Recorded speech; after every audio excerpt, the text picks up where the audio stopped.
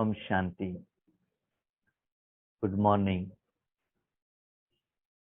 बाप दादा के अति लाडले, अति प्यारे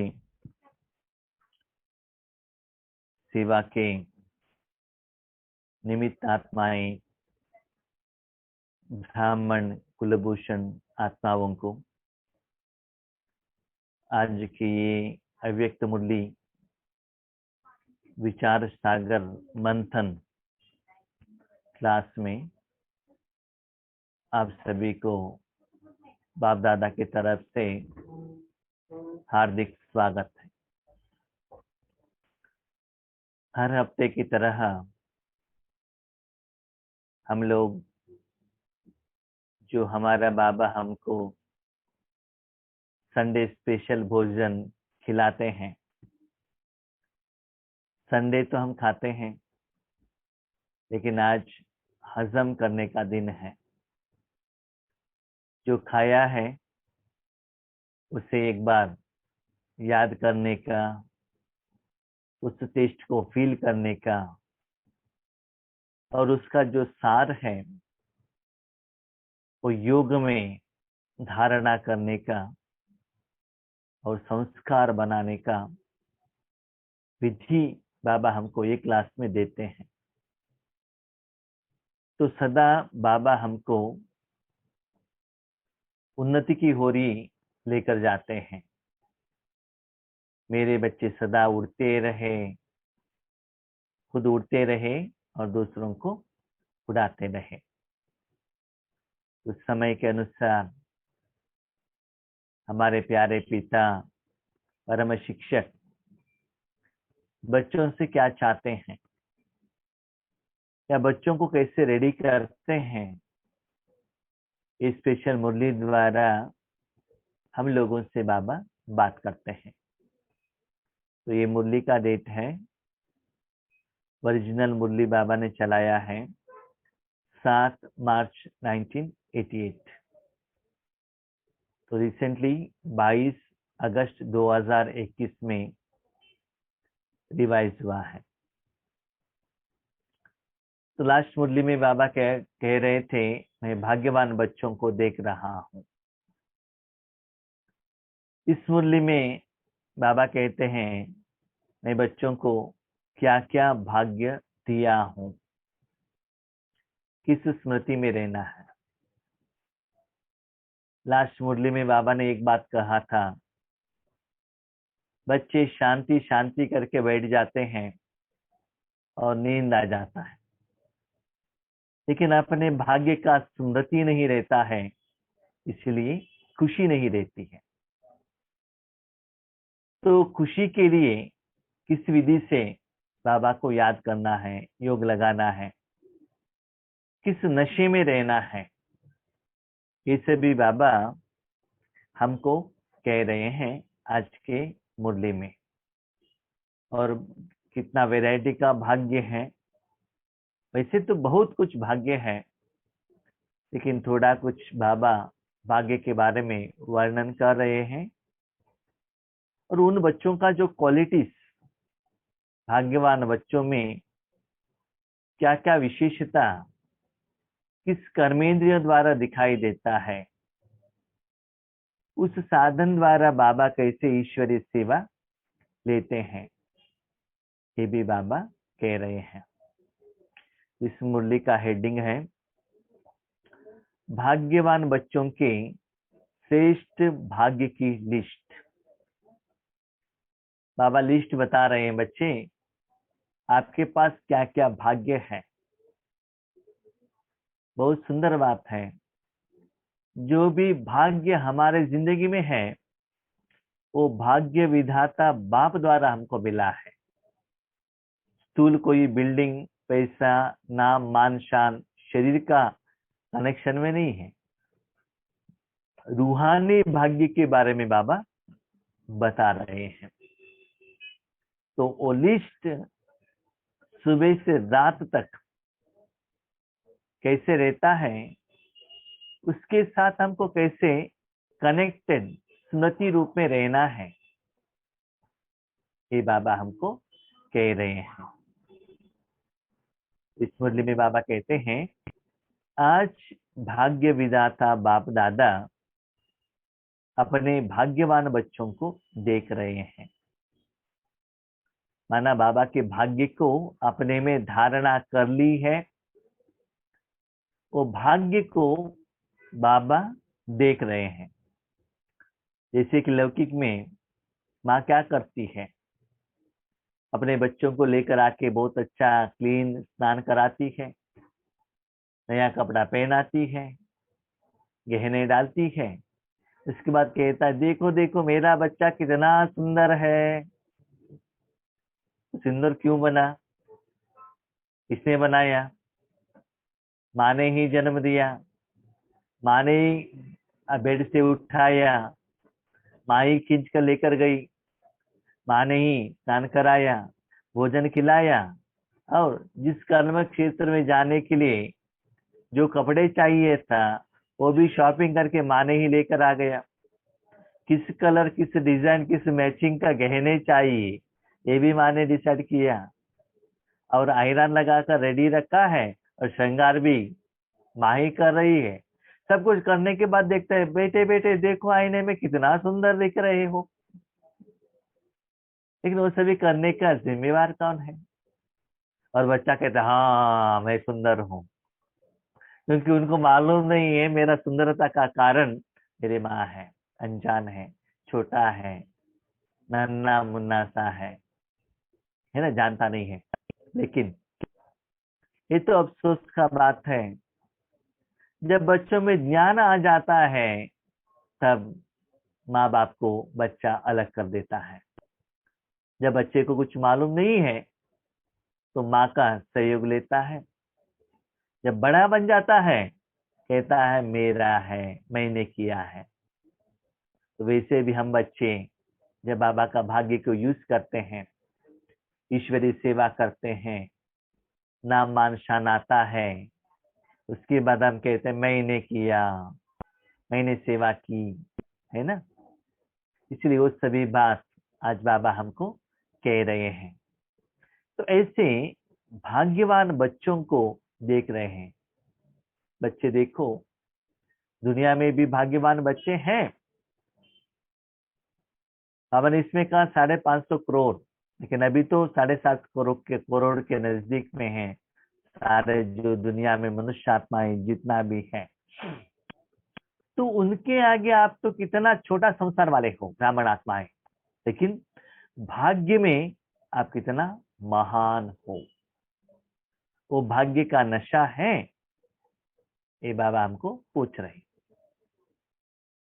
तो बच्चे पूछते हैं, बाबा लौकिक का जो भाग्य है ना, है वो भोजन द्वारा दिखाई देता है, कपड़े द्वारा दिखाई देता है, बैंक बैलेंस द्वारा दिखाई देता है, चीजों द्वारा दिखाई देता है, लेकिन ये रूहानी भाग्य कैसे दिखाई देता है? आप कहते हो भाग्यवान बच्चे, भाग्यवान बच्चे, ठीक है आपको दिखाई देता होगा, लेकिन हमको कैसे दिखाई देता है ये तो बताइए। क्योंकि बाबा का मुरली माना क्या है, बाप और बच्चों के बीच में रूह रिहान चलता ही रहता है। बाबा का आंसर, बच्चों का क्वेश्चन। वही तो भगवत गीता में दिखाया, कृष्ण और अर्जुन के बीच में क्या चल रहा था, आपस में रूह रिहान चल रहा था। तो यहाँ मुरली भी ऐसे ही चलता है। ये अभी बच्चे पूछते हैं, आप भाग्यवान भाग्यवान, मैंने आपको भाग्य बनाया है। ठीक है, आपने बनाया तो कैसे दिखाई देगा? ठीक है, माँ ने छोटे बच्चों को शरीर को लगाया है, श्रृंगार किया है, वो छोटा बच्चा आईने के आगे खड़ा हो जाएगा, जो भाग्य उनको दिखाई देगा। भोजन खिलाएगी तो दिखाई देगा, और जो श्रृंगार किया है वो बच्चा बाहर की दुनिया में जाएगा, दुनिया वालों को भी दिखाई देगा, उनको भी दिखाई देगा, दुनिया वालों को भी दिखाई देगा। लेकिन बाबा हमको कैसे दिखाई देता है कि हम भाग्यवान बच्चे हैं? उसका आंसर बाबा बता रहे स्टेप बाय स्टेप। बाबा कहते बच्चे, जो मैं भाग्य बनाता हूँ भारत में, आज के साकार मुरली में भी बाबा ने कहा मैं भारत में ही जन्म लेता हूँ। भले सारे दुनिया के बच्चे मुझे प्यारे हैं, लेकिन जन्म में भारत में ही लेता हूं। तो बाबा कहता है मैं भाग्य देने का कर्म पहले आत्मा से स्टार्ट करता हूं। इसीलिए लौकिक वाले भाग्य देखना है तो शरीर का हाथ को देखते हैं, राइट हैंड को देखकर क्या करते हैं, भाग्य बताते हैं। और आपका जो अलौकिक रूहानी भाग्य आत्मा को देखने से दिखाई देता है। तो भाग्य वहां से स्टार्ट होता है। कहां से? आत्मा से। कैसे पता चलेगा? जितना वहां भाग्य ज्यादा है उतना तिलक बहुत अच्छा चमकेगा, आत्मा का चमक ज्यादा होगा। जब आत्मा का चमक ज्यादा होगा, अनुभव किसको होगा? आत्मा के बाजू में जो मन बुद्धि है, मन बुद्धि द्वारा खुद आत्मा ही उस चमक का फीलिंग करेगा। वो कैसे? सिंपल। एक लौकिक माँ शरीर को स्नान कराती है चमड़ी को, तो चमड़ी में जो गंदगी लगी है वो क्लीन होता है, तो किसको अनुभव होगा? चमड़ी के साथ कनेक्टेड कौन है? वो आत्मा है ना, जो छोटा बच्चा, उनको ही अनुभव होगा ना। जब भाग्य बाबा ने आत्मा में दिया, उसके कारण आत्मा में वो श्रृंगार हुआ और मन बुद्धि क्लीन हुआ। वही मन बुद्धि द्वारा, साधन द्वारा अनुभव आत्मा को होता है। तो पहले आपको क्या होता है? फीलिंग होता है, और वो रोशनी, वो प्रकाश, वो खुशी, वो लाइटनेस, वो प्यार, वो स्नेह, वो आनंद का अनुभव पहले आपको होगा। तो देखो, जब जितना अपने मन को परमात्मा में रखते जाते हो, अपने मन को परमात्मा में हवाले कर देते हो, मनमना भव का गुण सर्वश्रेष्ठ गुण है, वो दान करो। ठीक है, ये भी बाबा ने आज मुरली में कहा। तो उस तिलक में क्या होगा? जैसे कि तिलक लगाते हैं ना, बाबा के घर में भी जब अभी रक्षाबंधन का त्योहार चल रहा है तो पहले तिलक लगाते हैं, उसके बाद रक्षाबंधन करते हैं। तो पहले चमकता है आत्मा, तो उसका असर किसके ऊपर होता है? ओरिजिनल आत्मा को और शरीर के ऊपर भी होता है। जब वहां एनर्जी ज्यादा होने लगेगा और सूक्ष्म कर्मेंद्रियों के बाद जो तन आता है, तन में वो ट्रांसफर हो जाता है। जैसे कि आग के ऊपर एक बर्तन रखेंगे तो पहले बर्तन गर्म होगा, बर्तन के अंदर पानी है तो पानी गर्म होगा, पानी के अंदर वेजिटेबल है वो क्या होगा? अच्छा पकेगा। तो वन बाय वन जो कनेक्टेड है उसका असर आ जाता है ना। वैसे तो डायरेक्टली अग्नि और वेजिटेबल के साथ कनेक्शन नहीं है, लेकिन साधन के द्वारा पास हो रहा है। वैसे संगम युग में होने के कारण आत्मा और परमात्मा का मिलन है। तो पहले आपको वो चमक का अनुभव होगा, उसके बाद आपके जो मुख में है ना, रूहानी मुस्कुराहट आने लगेगा। रूहानी, जिस्मानी नहीं, रूहानी मुस्कुराहट। जब आप आईने में देखते हो या लोग आपको देखते हैं, तब आपको दिखाई देता है। चाहिए तो आप देख लीजिए, गुलजार दादी के तन में जब बाप दादा एंटर करते हैं, उसके पहले उनका मुख कैसा रहता है, उसके बाद कैसे वो रूहानी मुस्कुराहट और शक्ति द्वारा फेस में कितना डिफरेंस पता चलता है। इवन हमारा फेस भी देख सकते हो, जितना आप योग करते जाएंगे कितना वो रोशनीपन आ जाता है। निरंतर योग में रहेंगे तो चाहे तो अपना फेस भी चेक कीजिए, आईने के आगे रखिएगा लेकिन फेस को मत देखिएगा। बाबा को याद करते करते बीच बीच में फेस को देखिएगा, तब क्या होता है आपको पता चलता है कितना वो ग्लो आ रहा है। ठीक है, आप भी कहते हो बच भाई जी अभी भी ग्लो आपको अच्छा आ रहा है, स्क्रीन डालने के कारण, लाइट डालने के कारण, वो बात अलग है, वो तो स्थूल हो गया। बाबा कहते हैं ब्राइटनेस ज्यादा करके या फेयर एंड लवली लगा के, क्रीम लगा के, वो ब्राइटनेस नहीं, वो आर्टिफिशियल है, शो है। लेकिन इसलिए बाबा बहुत क्लियर है। बाबा ने कहा कि रूहानी मुस्कुराहट दिखाई देगा। जितना वो आत्मा पावरफुल होती जाएगी, अलौकिक लाइट, ओरा, पवित्रता का लाइटनेस स्प्रेड होने लगेगा। जितना स्प्रेड होगा, नेक्स्ट आता है आंख। आंखों द्वारा क्या आता है?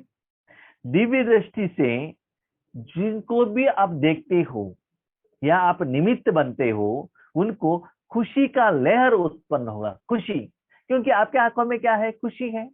वो आपके आंखों में देखेंगे तो क्या होगा? खुशी के साथ योग होगा, कनेक्शन होगा।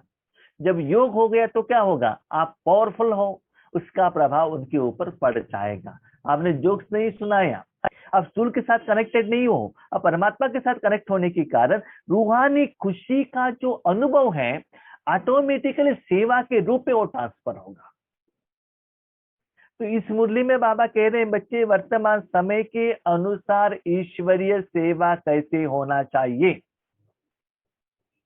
पैम्पलेट्स देना, रक्षाबंधन करना और टोली खिलाना वो तो ठीक है, लेकिन निरंतर सेवा कैसे हो? आपके हर साधन द्वारा, हर इंद्रियों द्वारा निरंतर ईश्वरीय सेवा का अनुभव और अनुभूति पंच तत्व सहित हर आत्मा को कैसे हो, कैसे बाबा करना चाहता है। तो नेक्स्ट स्टेज बाबा बताते जाते हैं। तो आपके आंखों द्वारा आप निमित्त बनेंगे, उनको खुशी का अनुभव होगा। जिनको भी दृष्टि मिलेगी उनको रूहानियत का, रूहानी बाप का, परमात्मा याद का अनुभव आने लगेगा। उसके बाद आपका मुख इतना मीठा होगा, आपके मुख से सदा ज्ञान रत्न ही निकलते रहेंगे। ठीक है।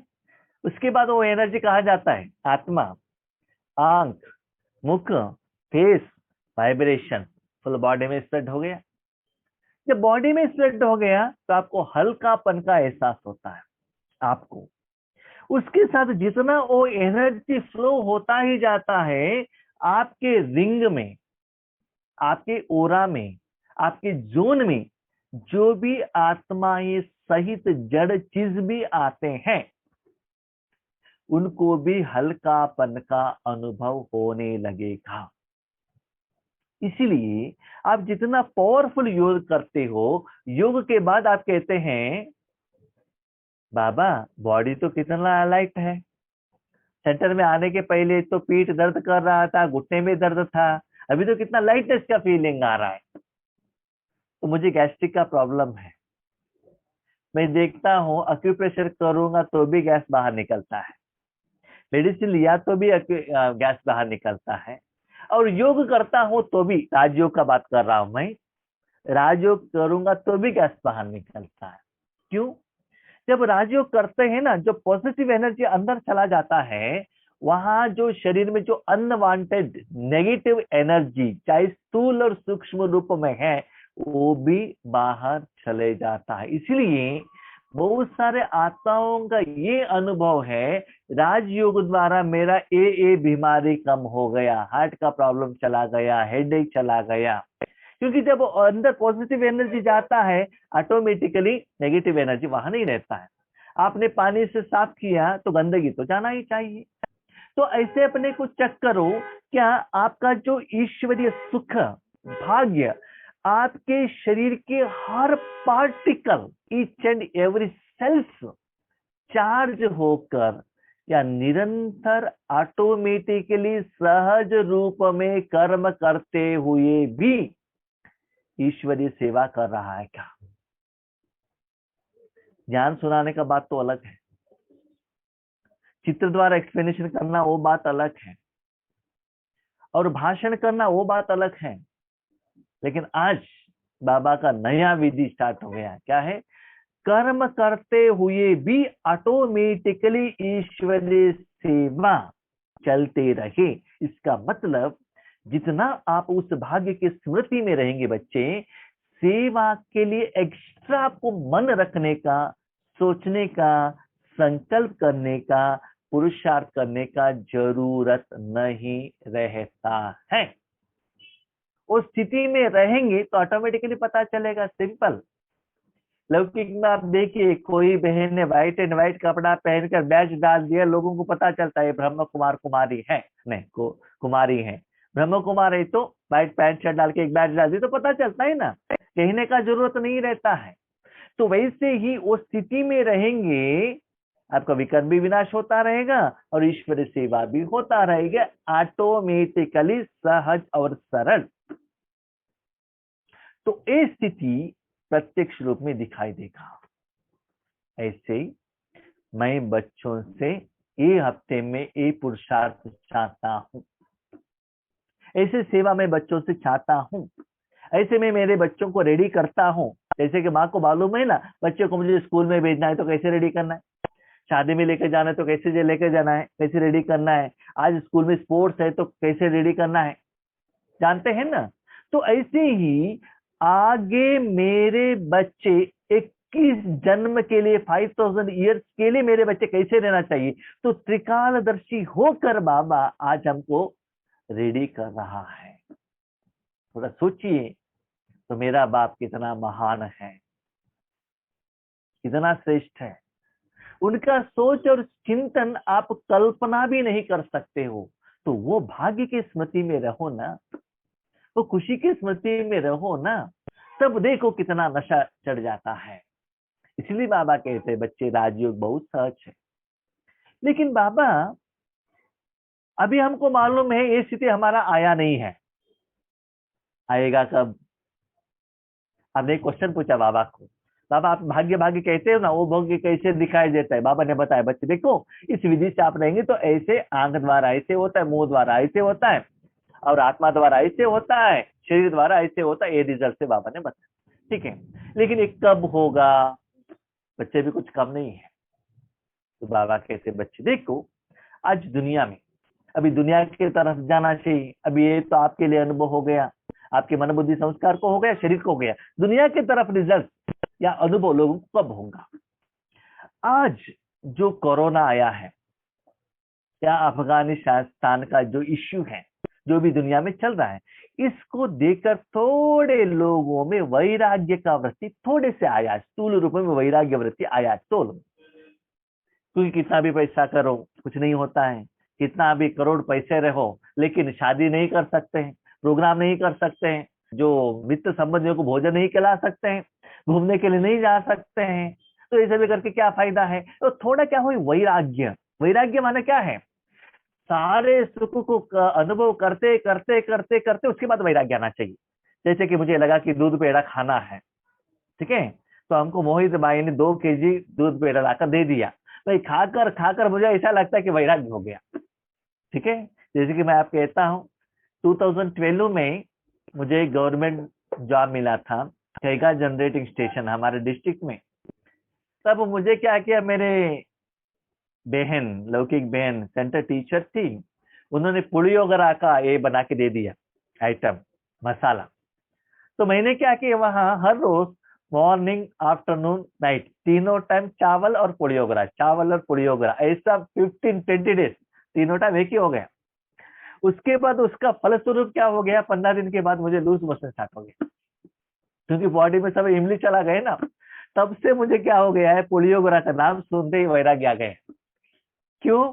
बार बार खा के क्या हो गया है, वो जो पुलियोगरा जो सुख का जो आइटम था वो ज्यादा खाते ही वो वैराग्य हो गया है।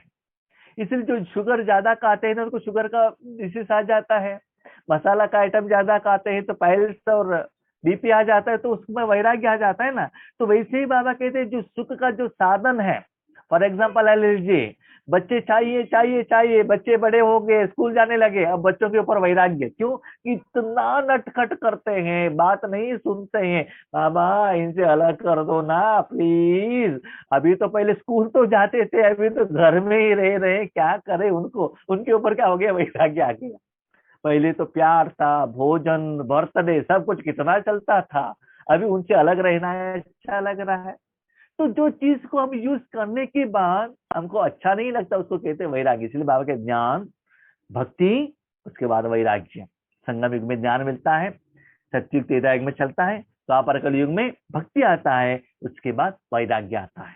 इसीलिए आज लौकिक लोगों में भी पत्नी से पति के ऊपर वैराग्य, पति को पत्नी से वैराग्य, पिताजी को बच्चों से वैराग्य, बच्चों को माँ बाप से वैराग्य, स्टूडेंट को टीचर से वैराग्य, टीचर को स्टूडेंट से वैराग्य, सभी से रूप में स्थूल रूप में वैराग्य आ गया है। लेकिन बच्चे ठीक से सुनो, ये वैराग्य लौकिक वालों के लिए, आपके लिए नहीं। हाँ, क्या हम क्या घूम सकते हैं, क्या फिर सकते हैं, क्या खा सकते हैं, क्या नहीं, आपका बेहद का वैराग्य है।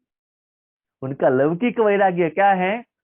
शादी के लिए नहीं जा सकते, घूमने के लिए नहीं जा सकते, फिल्म देख नहीं सकते, सरकमस्टेंसेस के अनुसार वैराग्य आया है। थोड़ा देर के बाद समझ ठीक हो जाएगा तो क्या हो जाता है, वो वैराग्य चला जाता है। लेकिन आपका परमानेंट स्थूल इंद्रियों के सुख, कर्म, कर्म के फल में वैराग्य, बेहद का वैराग्य, माना यहाँ के किसी की चीज में मुझे प्यार, अटेंशन, मोह, चाहना, इच्छा नहीं रहना चाहिए। सिर्फ बाबा और ईश्वरीय सेवा, इसको छोड़कर मेरा मन कहाँ भी नहीं जाना चाहिए। तो बाबा कहते हैं बच्चे, जब ऐसा सिचुएशन आता है लोग वैराग्य में आ जाते हैं। जब वो सिचुएशन ठीक हो जाएगा, अभी तो सेकेंड वेव कंप्लीट हो गया, थर्ड वेव तो स्टार्ट नहीं हुआ है, तब तक हम लोग घूम सकते हैं।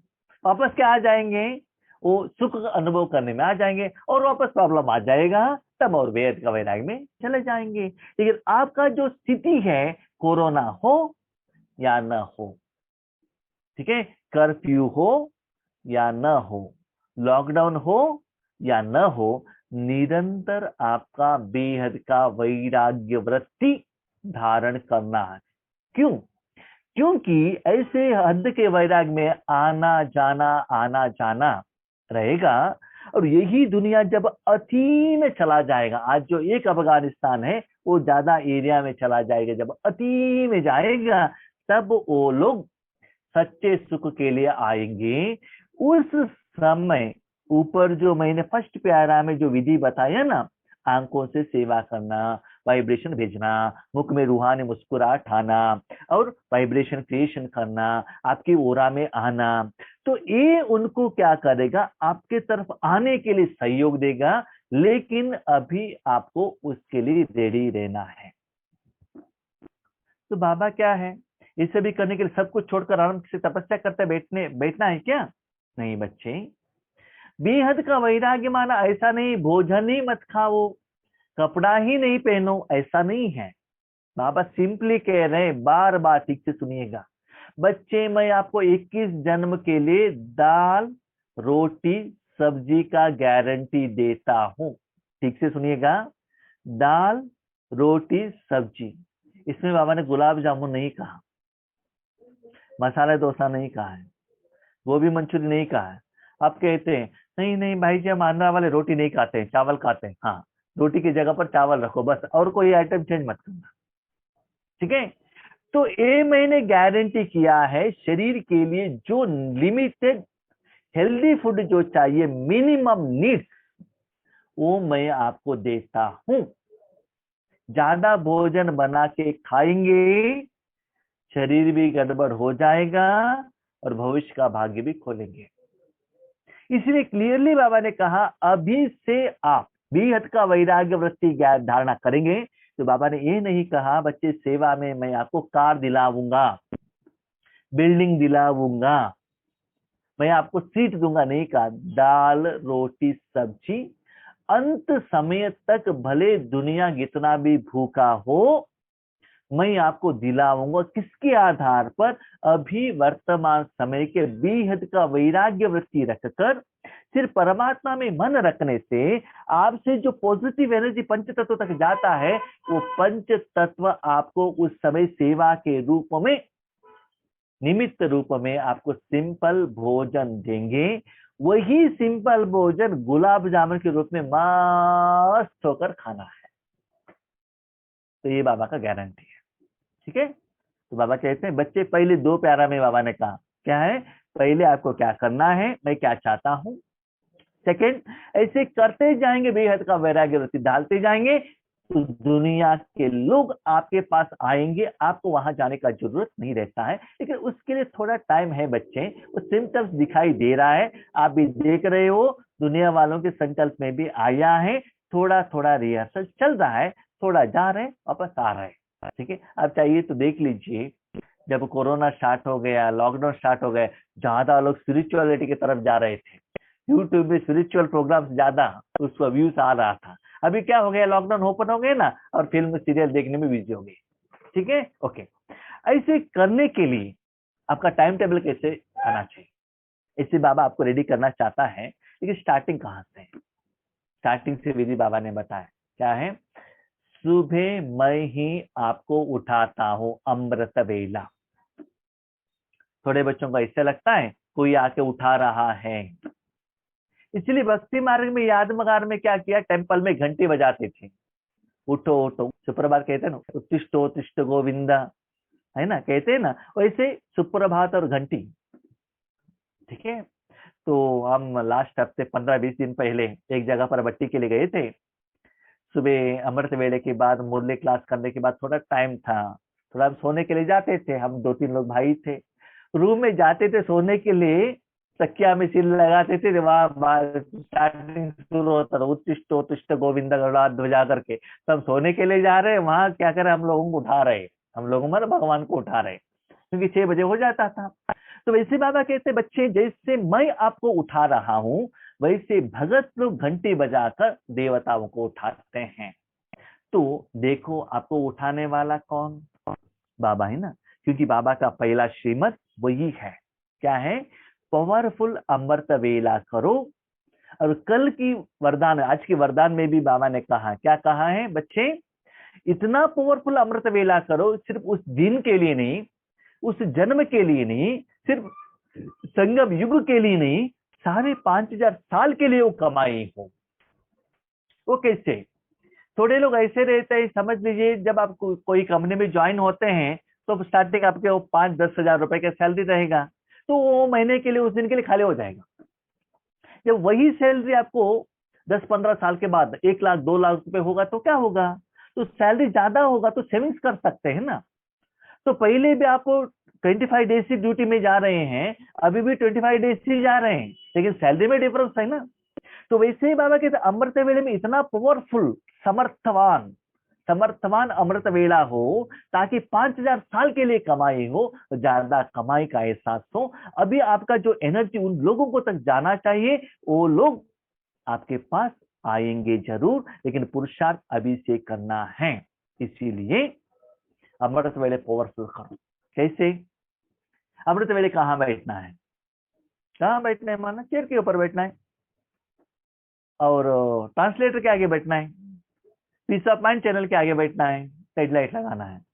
वो तो शरीर हो गया बच्चे, मन को कहाँ रखना है, ये भी बाबा ने क्लियरली कहा। अमृत वेले उठकर बैठते हैं, और बच्चे क्या करते हैं, क्या करते हैं, बाबा मेरे बेटी को ये चाहिए, बेटा को ये चाहिए, पोती को ये चाहिए, पति को ये चाहिए, एजुकेशन है वो चाहिए, ये इसमें बिजी हो जाते हैं। बाबा कहते हैं परम धाम सूक्ष्म धाम, वो जैसे बाबा है वो आपका भी स्थिति स्वरूप जगह बाग समान परम धाम या सूक्ष्म वतन में ही, उच्च स्थिति में ही रहना चाहिए।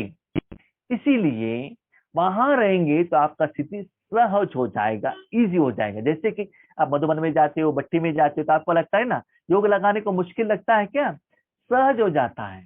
तो बाबा ने मुरली में कहा, समझ लो आपको मधुबन में बहुत अच्छा अनुभव हो रहा है। बाबा कहता है बच्चे 15 दिन यहाँ रह जाओ, खुशी होता है ना रहने के लिए, होता है नहीं होता है, ट्रेन टिकट रिजर्वेशन कर दिया वो बात अलग है, लेकिन वहां योग लगाना नहीं पड़ता है, ऑटोमेटिकली योग हो जाता है। क्यों, क्योंकि वहां ऑलरेडी वहां रहने वाले तपस्वी हमारे भाई बहनों ने वहां वाइब्रेशन क्रिएशन कर दिया है, इसलिए आसान होता है। ऐसे ही आप अपने घर में ऐसे छोटा मधुबन बनाओ, आपके वाइब्रेशन ऐसा फैले कि जो भी लोग हद के वैराग्य वृत्ति वाले आपके पास आए, वो ईश्वरीय सुख का अनुभवी बने। तो ये मैं चाहता हूं, आपके साथ बातें करना, आपके साथ डिस्कशन करना, आपके साथ प्रॉब्लम का सॉल्यूशन देना, यही आपको माना अटेंशन ईश्वरीय सेवा के निमित्त। लौकिक के बात करते रहना, ऐसा है वैसा है वैसा है, ऐसा नहीं। ठीक है, तो बाबा कहते ऐसे आपको रहना है, परम धाम में रहना चाहिए, ये है पहला भाग्य। क्योंकि हमको जैसे कि लौकिक में माँ बच्चों को उठाती है, रेडी करती है ना, तो बाबा ने कहा अमृत वेला मैं आपको उठाकर 5000 साल के लिए मैं आपको रेडी करने का समय है। इसलिए जो जितना छोटा बच्चा बनते हो उतना चुप को रहना है।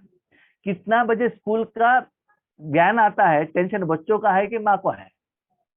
माँ को है ना, क्योंकि माँ को भेजना है, माँ को उठाना है, माँ को पढ़ाना है, सब कुछ करना है। लेकिन सब कुछ होने के बाद जब सैलरी आ जाता है तब हमारे बच्चे इतना प्यारे हैं, माँ को लेकर जाके क्या करते हैं, ओल्ड एज होम में रख लेते हैं। जब ओल्ड एज होम में रखते हैं तब उस माँ को अपने बच्चे के ऊपर वैराग्य आ जाता है। हमने तो इतना साल किया लेकिन मेरे बच्चा ऐसे दिख रहे। ये दुनिया वालों को अभी आ रहा है, सिम्टम्स दिखाई दे रहा है। जब ये सभी हो जाएगा तब वो सच्चे सुख के लिए वो लोग आएंगे। इसलिए फर्स्ट अमृत वेले पावरफुल बनाओ। उसके बाद बाबा आता है, बच्चे शिक्षक टीचर के रूप में आपको ज्ञान सुनाने का नया विधि, बलहीनता से कमियों से कैसे बाहर आना है, नेक्स्ट स्टेज में कैसे जाना चाहिए, प्यार भरा टीचर प्यार भरा ज्ञान देने के लिए आता है। तो बाबा ने कहा बच्चे जिस दिन से मैं ब्रह्मा बाबा के तन में आया हूं, किसी दिन मैंने छुट्टी लिया है? तभी मैंने रीजन बताया कि मुझे सिर दर्द है, मेरे पास टाइम नहीं है। नहीं नहीं बाबा, कल है ना, थोड़ा हमारे घर में काम था ना, 12 साढ़े 12 बजे हो गया था ना, इसीलिए आज हम अमृत वेले नहीं उठ सके। ये बात मैं नहीं कह रहा हूँ, मुरली में बाबा कह रहे हैं, ठीक है। लेट हो गया था ना, इसलिए मुरली अटेंड नहीं किया। ऐसे कभी भी मैंने रीजन बताया नहीं ना, हर रोज मुरली सुना रहा हूं ना, इसीलिए बाबा का अभी क्वेश्चन ये कैसे है बाबा, अभी कहाँ मुरली सुना रहे हैं, पहले का मुरली आपको रिवीजन कर रहे हैं, अभी कहाँ मुरली सुना रहे हैं, ऐसे क्यों बोलते हैं आप? बाबा कैसे बच्चे मैं जानता हूं अभी मैं स्थूल रूप में मुरली नहीं सुना रहा हूं, लेकिन ठीक से सुनिएगा, लेकिन जो भी मुरली सुनाने के लिए निमित्त है, जो भी वर्ड है, जो भी ज्ञान है, उसका शक्ति पावर गुण जायदाद आज भी सेंटेंस बाय सेंटेंस बच्चों को देने का काम आज भी मैं कर रहा हूं। आज भी आप डायमंड हॉल में जाइएगा, जो नए लोग जाते हैं ना, कहते कितना अच्छा अनुभव हो गया। क्यों? जो वर्डिंग है, जो सेंटेंस है, जो पावर है, जो शक्ति है, आज भी बाबा मुरली द्वारा दे रहे हैं, इसलिए उसको अनुभव करो। ऐसा नहीं कि आप अमेरिका में हो, आपकी माँ पालना नहीं दे रहे, ऐसा नहीं है। डीटीडीसी कोरियर द्वारा भी आपको वो माँ आपको अच्छा वाला जो माँ का हाथ का जो खाना है ना, वो माँ बेच सकती है, आप खा भी सकते हो। ऐसा नहीं कि माँ आपके पास ही आई, ऐसा नहीं। तो आज भी बाबा हर मुरली में जो शक्ति है उसकी तरफ आप अटेंशन देंगे, विधि सहित वो शक्ति का अनुभव आज भी होगा, उस स्मृति में आप रहेंगे। तो वो समय है वैरायटी भोजन खिलाने का, नए शक्ति देने का समय है। तो हर रोज विदाउट एनी छुट्टी सेम टाइम पर मैं आपके लिए कर रहा हूं। अभी नेक्स्ट बाबा कहते हैं कर्म क्षेत्र में आ जाऊं, तब बाबा आपको कैसे सहयोग देता है। अभी तक क्या हो गया बच्चे, जो भी सेवा करता हूं मैं करता हूं, मैं करता हूं, चाहे लौकिक अलौकिक, परिवार में, सेवा केंद्र में, जहां भी कर्म करूं, किसी भी वैरायटी का कर्म हो, मनसा वाचा कर्मणा, तन मन धन स्थूल सूक्ष्म, ज्ञान सुनाना, योग कराना, लौकिक जो भी है, ऐसे समझ मैं एक निमित्त हूं, करण करावनहार बाप करा रहा है। वो मालिक है, मैं बालक हूं, बाबा मेरे साथ में है, या बाबा ही कर्म कर रहा है। इस विधि से सुबह से शाम तक हर कर्म करेंगे, निरंतर करेंगे, तो आपके लिए क्या हो जाएगा, आसान हो जाएगा, नहीं तो मुश्किल लगेगा। मेरे बच्चे क्या करते हैं, जब समस्या आता है, प्रॉब्लम आता है, विघ्न आता है, एक्सपेक्टेड रिजल्ट नहीं आता है, तब योग करने लग जाते हैं, पुरुषार्थ करने लग जाते हैं। बाबा अभी तक तो हमने किया, अभी तो आगे नहीं हो रहा है, अभी थोड़ा आपको हेल्प करो ना, मुझे सहयोग दे दो ना। भगवान से मांगते हैं। तो बाबा आज पूछ रहे, बच्चे ऐसे क्यों मांगते हो? हर कर्म के समय पर स्टार्टिंग से ही आपने यथार्थ कर्म किया होता तो रिजल्ट सफलता मिलता ही है, आपको मांगने का जरूरत नहीं रहता है। जैसे मैंने कहा है, अमृत वेले हर रोज मुरली, उस समय पर जो भी बाबा कहते हैं सिर्फ सुनना, डायरी में लिखना और निमित्त टीचर को रिपोर्ट देना नहीं है। हर वर्ड का अनुभवी बनो, धारणा करो और हर कर्म बाबा से करवाओ, हर जगह पर ईश्वरीय सेवा समझो। तो स्टार्टिंग से ही आपने हर श्रीमत को धारणा की तो सफलता मिलता ही रहेगा, क्योंकि कर्म ठीक होगा, आपको मांगने का जरूरत नहीं होता है। तो ऐसे अपने जिंदगी को क्या करो, परिवर्तन करो। और हर कर्म आपको फरिश्ता के रूप में फीलिंग होना चाहिए। फरिश्ता कर्म संबंध में आते हैं, कर्म बंधन में नहीं आता है। जो भी कर्म मेरा नहीं है, किसका है? आपका है। कभी कभी हम जिस कंपनी में काम करते थे, लौकिक में मीटिंग होता था। मीटिंग में कभी कभी हमारे मालिक के साथ झगड़ा भी होता था, बस प्यार का झगड़ा, ऐसे गुस्से का झगड़ा नहीं, प्यार का झगड़ा होता था। होने के बाद हम तो कहते थे, हम फील्ड में जाने के बाद क्या क्या प्रॉब्लम होता है, हमारा सजेशन हम कहते थे। उसके बाद हाँ, ओनर कहते थे नहीं नहीं ऐसा ऐसे करो, हम कहते थे ऐसे करेंगे तो लॉस हो जाएगा। तो कहते लॉस तो मुझे होता है ना, आपको नहीं है ना, जैसे मैं कह रहा हूँ वैसे करो, आपको जो चाहिए सैलरी प्रमोशन इंक्रीमेंट सब मिल जाएगा ना, जैसे मैं कह रहा हूँ। लॉस होता है तो मैं जिम्मेवार और प्रॉफिट होता है तो अब जिम्मेवार। तो हम क्या होते हैं, उन्होंने जो कहा हमको करने का है, बस टेंशन नहीं है। टेंशन कौन है, किसका है? मालिक का है। तो वही फार्मूला यहाँ अप्लाई करो, बाबा को मालिक बनाओ, आप मालिक मत बनना। जब ये विधि को आप अपनाते जाएंगे तो वो कर्म बंधन और कर्म के समय में जो माया का प्रभाव आता है उससे आप बाहर आ जाते हो। तो कर्म बंधन नहीं रहेगा, कर्म संबंध का अनुभव होगा। और नेक्स्ट आता है, इसे भी होने के बाद बाबा हर रोज हमको ब्रह्मा भोजन भी खाना है ना। ये तो पुरुषार्थ हो गया, प्रारब्ध। हाँ? अमृत वेले बाबा से सहयोग लिया, ज्ञान भी सुना, कर्म भी किया, उसके बाद ये तो पुरुषार्थ हो गया। बाबा कुछ तो प्रारब्ध के बारे में भी थोड़ा बताइए ना, वो तो अनुभव भी करे संगम युग में। तो बाबा कहता है, बच्चे देखो, जो भी ब्रह्मा भोजन स्थूल या सूक्ष्म रूप में आता है, ऐसे समझो बाबा अपने भंडार से मुझे खिला रहा है। बाबा ही खिला, मैं खा रहा हूं नहीं, मेरे पैसे से मैं खा रहा हूं नहीं। जो भी भोजन स्थूल में, जो स्थूल भोजन, इसलिए बाबा ने पहले ही कहा दाल रोटी सब्जी सिंपल होते। बाबा आज क्या है, सिंपल है, त्योहार होता तो कितना वैरायटी का आता, ऐसा नहीं। जो भी आपको मैं दामा के अनुसार दिलाता हूँ उतना प्यार से ऐसे समझो कि भगवान अपने भंडारा से खिला रहा है, भले वो सूखी रोटी हो। क्या बाबा आप कहते हो कि Brahma Kumari richest in the world और हमको सूखी रोटी खिलाते हो, ये आपको अच्छा लगता है क्या? हाँ बच्चा, अच्छा ही लगता है। क्यों बाबा, अब इतना सुबह से शाम तक का और सेवा करते और हमको आप सूखा रोटी खिला रहे हो? यस, क्योंकि बच्चे त्रिकालदर्शी। क्या त्रिकालदर्शी? भविष्य में हम लक्ष्मी नारायण बनने वाले हैं और हमको अभी सूखा रोटी खाना है कल परसों का? ये क्या त्रिकालदर्शी स्थिति है क्या? इससे भी बाबा से बात करना है। बाबा कहते हैं, बच्चे मैं सूखी रोटी क्यों खिला रहा हूँ? ताकि संस्कार बने। अंतिम समय में ऐसा दिन आएगा, एक दिन जो भोजन बनाते हो ना, 3-4 दिन भोजन बनाने का चांस ही नहीं रहता है।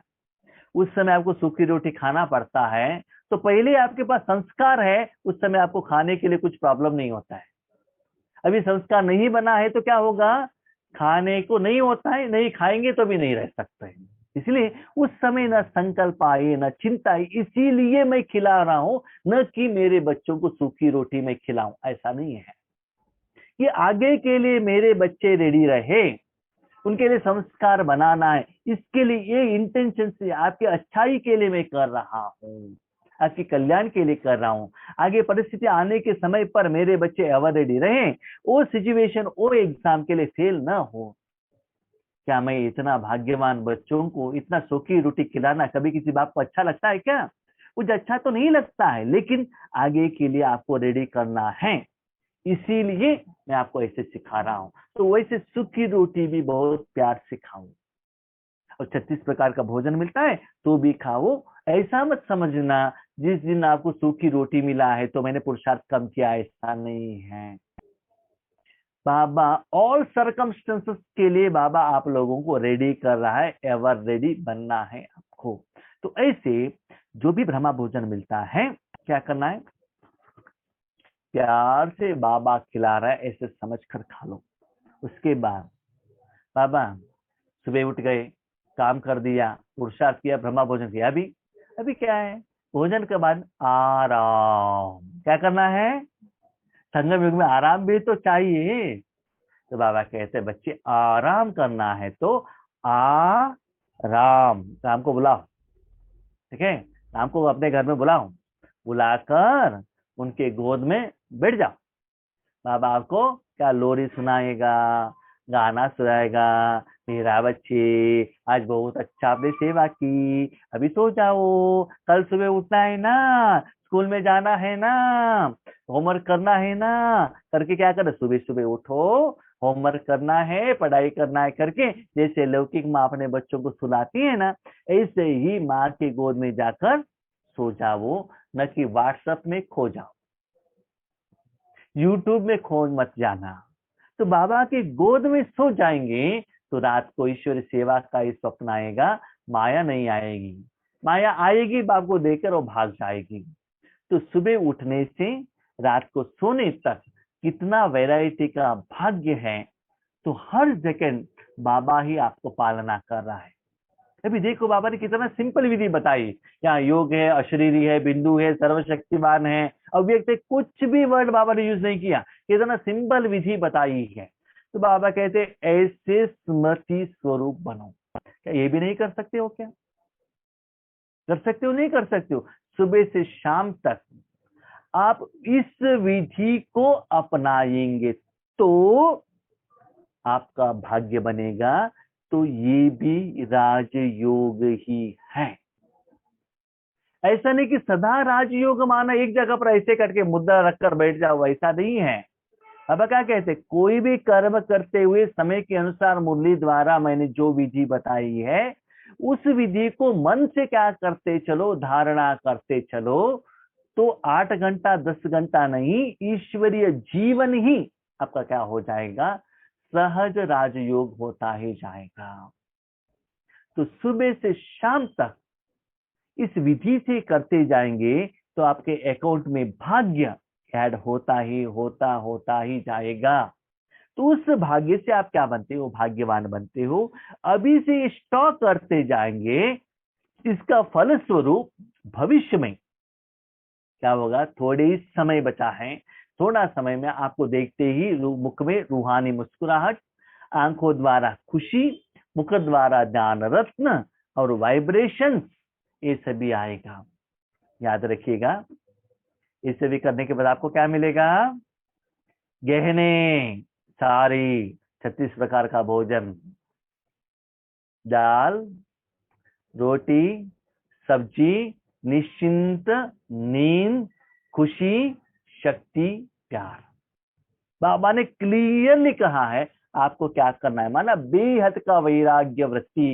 इस दुनिया के किसी भी चीज व्यक्ति से मुझे ना प्यार है, ना प्रेम है, ना मोह है, और क्या है, सिर्फ बाबा और सेवा, बाबा और सेवा, बाबा और सेवा, यही है सच्चा सुख।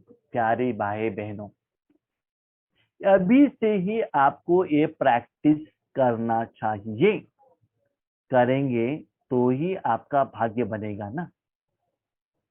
जब खर्चा करने के समय पर आप कमाई नहीं कर सकते हो, कमाई तो अभी करना है, सेविंग्स तो अभी करना है। तो बाबा कहते कर्म करते हुए भी अपना भाग्य कैसे बना सकते हो, थोड़ा से कर्म के साथ ये विधि स्मृति स्वरूप बाबा ने कहा। ये नहीं कहा कि योग लगाओ, याद लगाओ, ये नहीं कहा। मैं पुरुष हूं, ये स्मृति रहता है। मैं एम्प्लॉय हूँ, स्मृति रहता है। मैं अभी भोजन बनाने वाली हूँ, ये स्मृति रहता है। अभी मैं बच्चों को सिखा रही हूँ, ये स्मृति रहता है। मैं अभी बीके हूँ, ये स्मृति रहता है। ऐसा ही मेरे साथ बाबा है, ऐसा एक स्मृति भी रखो। तो सहज रूप में स्मृति स्वरूप आप बन जाएंगे। इससे याद सेवा दोनों साथ साथ में सहज होता ही रहेगा। क्योंकि ऐसा सिचुएशन बच्चे अंतिम में आएगा जब सारे दुनिया में ऐसे हाहाकार होगा, तो उस समय उनके आगे जाकर आप कोर्स देने के लिए आगे रेडी रहेंगे। क्या वो लोग कोर्स ले सकते हैं? क्या उनके पास ऐसे मेंटल स्टेटस रहता है? नहीं। उस समय डायरेक्टली रेडी फूड उनको खिलाना है। लास्ट बाबा एक बात कहते हैं, जो व्यक्ति को ऑपरेशन कराना है, आईसीयू में है, उनको कहो अभी आप एक्सरसाइज करो, प्राणायाम करो, ये मत खाओ, ये खा लो, कहेंगे तो खा सकता है या प्रैक्टिकली कर सकता है? कर सकता है? नहीं। उनको क्या करना है? क्या करना है? Injection, operation. मुझे क्या करना है या नहीं करना है ये मत बताइए, मैं सरेंडर हो गया हूं, आपको क्या करना है वो कर। आईसीयू और ऑपरेशन वालों के जो शरीर है ना, वो शरीर के ऊपर जिनका शरीर है वो कुछ नहीं करता है। बाजू में जो डॉक्टर है और नर्स है ना, वो लोग वो शरीर रूपी साधन के ऊपर क्या करते हैं? कर्म करते हैं। तो आगे ऐसा होगा कि आप 33 करोड़ आत्माओं को ज्ञान सुनाकर पुरुषार्थ करने का विधि बता सकते हो, लेकिन पंच तत्व और बाकी सभी लोगों को डायरेक्ट भोजन देना चाहिए। उसके लिए आपको लोग एक बार मिलना, उसके लिए आपको सिचुएशन रेडी करना, आपको बुलाना, ये भी नहीं होता है। सदा आप जहां भी रहते हो, मन को ऐसे रखने से सारे विश्व के ऊपर आप निरंतर ईश्वरीय सेवा कर सकते हो। ऐसे आप अपना भाग्य, कोई भी सेंटर में रहने वाले, सरेंडर, मन से सरेंडर होने वाले, लौकिक वाले, अलौकिक वाले, घर में रहने वाले माताएं, एजुकेटेड, अनएजुकेटेड, कर्नाटका वाले, आंध्रा वाले, तेलुगु वाले, जो भी है, स्त्री है, पुरुष है, जो भी है, बाबा के बच्चे, ब्राह्मण बच्चे, इस विधि को धारणा करेंगे तो भाग्यवान बन सकते हैं। ठीक है बाबा, जब समय आएगा ना तब हम करेंगे। नहीं, प्रैक्टिस अभी से करना है, इसलिए मैंने ये हफ्ते ये मुरली आपको सुनाया है। जब बैंक में जाएंगे तब कैलकुलेशन करना सीखेंगे क्या? पहले ही सीख लेना चाहिए ना, तभी तो बैंक में काम पर आएगा। इसीलिए ये एजुकेशन इस हफ्ते में ही आपको धारणा करना पड़ेगा। ठीक है, तो अटेंशन रखिएगा। सुबह से शाम तक जो भी बाबा ने विधि कहा है वो धारणा करना है। अलग अलग कर्म के लिए अलग अलग, अमृत वेले के लिए अलग है। ज्ञान सुनने के टाइम पर हर वर्ड का अनुभवी बनना है। कर्म करने के टाइम पर बाप दादा करा रहा है, ब्रह्मा भोजन बाबा ही खिला रहा है। सोने के टाइम पर बाबा की गोद में सो ले।